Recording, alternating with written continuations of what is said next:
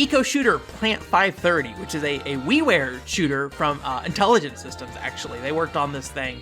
I was kind of curious, and I did a little research into why this thing even exists in the first place. And Tanaba, who like works with the Retro Studios team and things like that, he was talking about like basically wanting to make a follow-up to Link's Crossbow Training. But it's kind of funny because it came out like 2 years after Link's Crossbow Training came out. So I don't know like what market they were trying to follow up on there at that point. But it's a neat little kind of WiiWare only on-rail shooter that is very Nintendo in the sense that they really wanted it to be like a non-violent shooter again. So they took the approach of basically having it where the player shoots cans. And if you know Nintendo history, there's like the game, and I think it's like Hogan's Alley or something like that, where you can shoot cans and like kind of bounce them around and get a higher score based off how many times you shoot the cans in the air. This game kind of is based on that concept, although it doesn't really, like, you can't sit there and just keep shooting a can and shooting it into the air.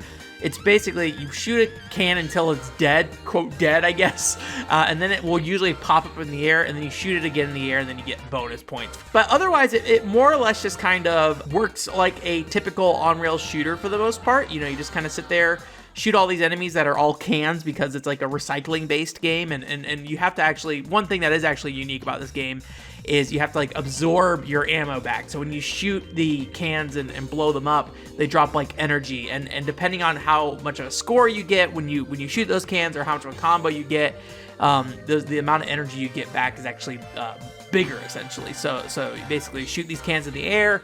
Once they're shot in the air, you get a bigger score, which makes bigger ammo, which then you can basically absorb back into yourself using a vacuum cleaner, essentially. So it's an interesting idea, and it is all kind of wrapped up in this idea of recycling in a very fun way. And I appreciate it on paper for sure.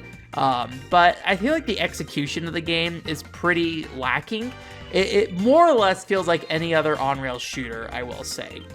The novelty aspects are there, but unless you're really thinking about it, you know, you're really just kind of going in and just like shooting, you know, enemies that are cans instead, and they bounce up a little bit. Like, it didn't really feel like a big enough gimmick to carry a full video game, hence why this is probably on WiiWare, right? It is a very short game too. It's like three levels. All the levels more or less look the same. You know, WiiWare did not have a lot of file size space for developers, so it resulted in a lot of games that basically didn't have a lot of diversity of assets because it would cost a lot of space to, you know, have a variety of texture work and things like that the game would need.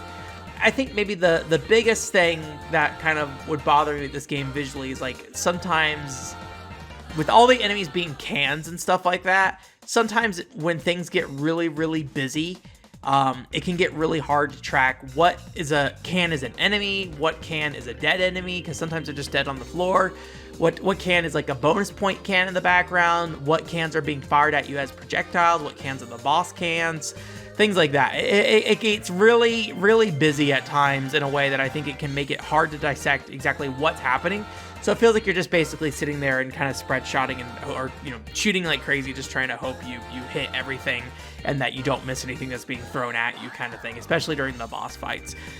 Though it is like a fairly easy game for the most part, I personally had a hard time the first time through because I did not realize that there was rapid fire, because like when you press hold the trigger down, there's like a slight delay before it rapid fires. You get the first shot, a delay, then it rapid fires. So when I did it and tested it, I thought it just was a single shot game, so I had a really hard time getting through the boss fights in particular using just a single shot. And so I guess if you want to really ratchet up the difficulty on yourself, there you go. You know, just only click the B button, never hold it down. But once you hold the B button down, it's pretty straightforward. You do want to like not just spam bullets though, because you do have a finite amount of bullets, like I mentioned earlier with recharging your ammo. You have to pull it back into your gun, but also your bullets are your health too. So like if you run out of bullets and you can't shoot anymore and there's nothing to absorb on screen, then essentially you just get beat up by the enemy in front of you, and then you'll basically die essentially. So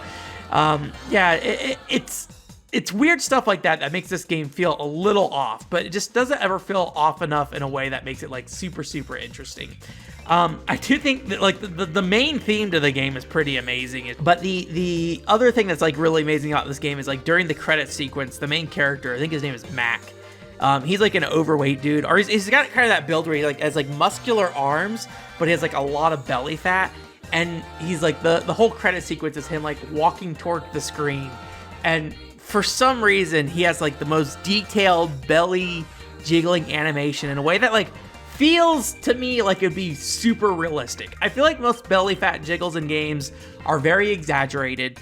Probably in the way that a lot of boob jiggling is very exaggerated in a lot of games too. Although I feel like that's not so much a problem anymore these days. But like I feel like belly jiggles in particular are usually done in a very intense way and like for a comedic effect usually. And maybe this was for comedic effect, I don't know for sure, but it is just like the most realistic like belly fat jiggle I've seen of somebody walking forward. It's just like kind of crazy to see this particular thing in this particular game for whatever reason and realize I've never seen another video game do this well kind of thing. But again, it's only in the credits. You don't really see the main character outside the opening and the ending. So anyways, it is something that you can't really buy today anymore due to the fact that the WiiWare store is shut down. If you are just loading up a bunch of WiiWare WADs on your Wii, like might as well just throw Eco Shooter on there. But I wouldn't like go out of your way to like mod your Wii just to play Eco Shooter.